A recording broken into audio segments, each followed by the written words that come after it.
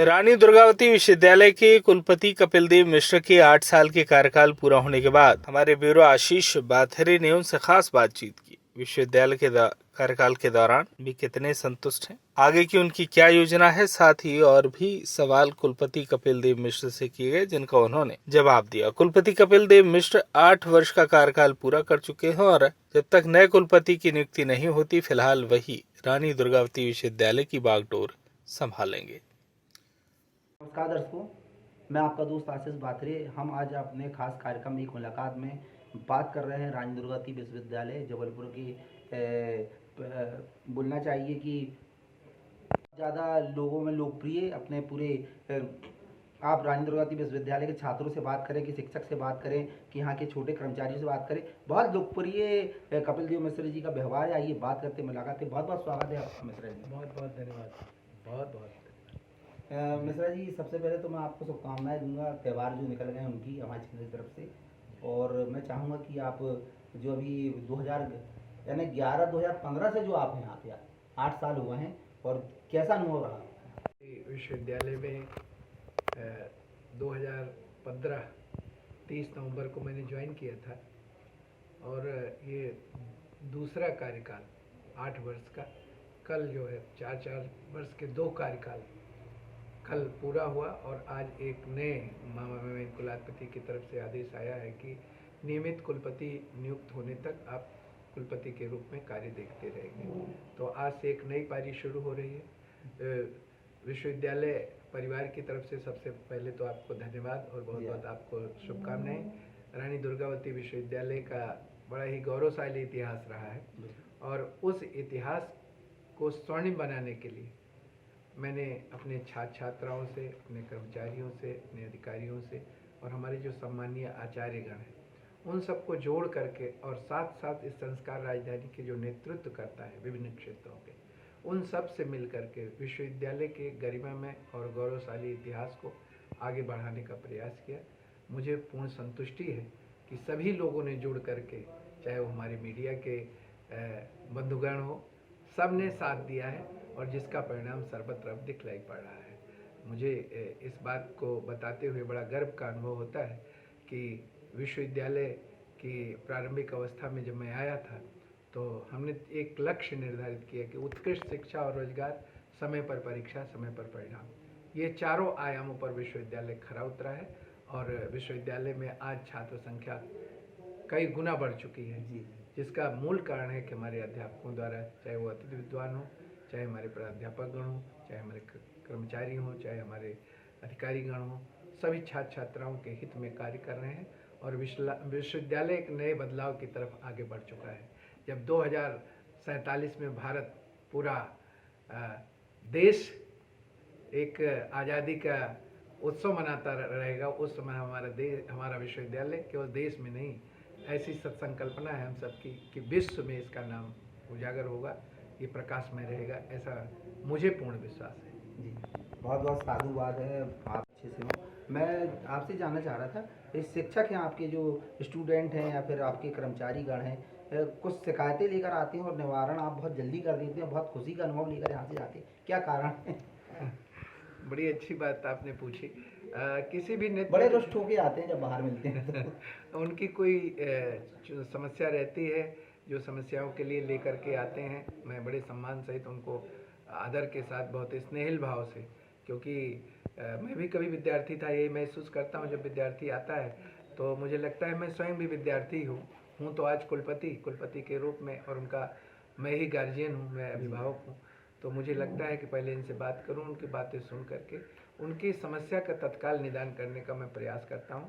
और विद्या ददाति विनयम, ये अपने यहाँ सभी को सिखाया गया, हमें भी सिखाया गया बचपन से।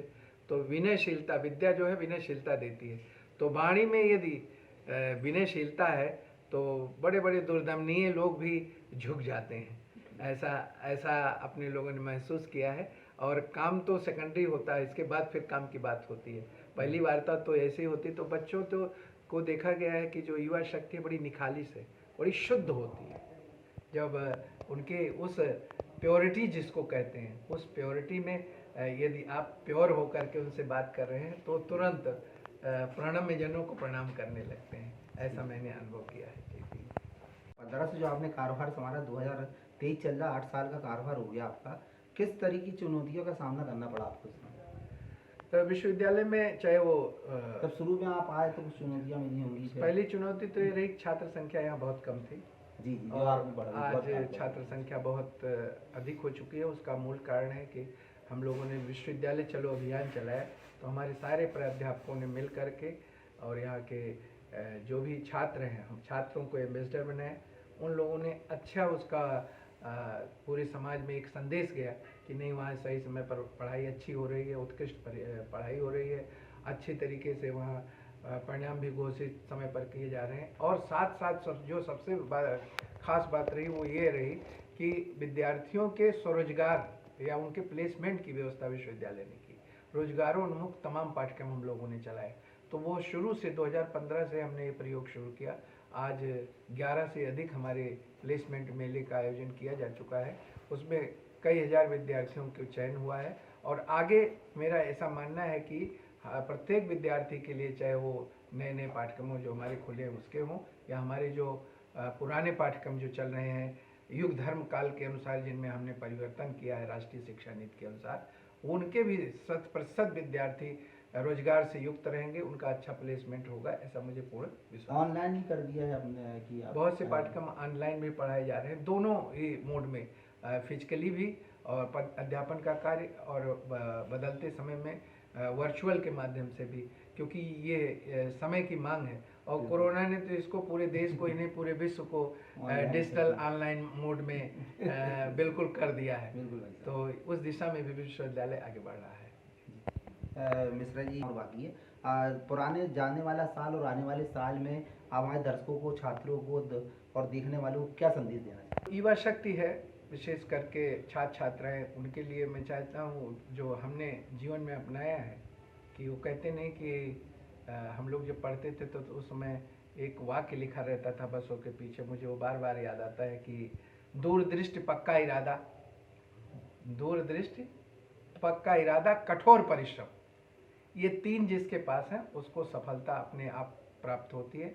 मुझे लगता है कि इन तीनों के को लेकर के और आध्यात्म भाव से, ईश्वर के प्रति समर्पित भाव से यदि आप काम करेंगे कि जो कार्य हम नहीं कर पाते उस कार्य को तो ईश्वर करवाता है, इसलिए अपने पूर्ण मनोयोग से पुरुषार्थ के साथ हम काम को करें।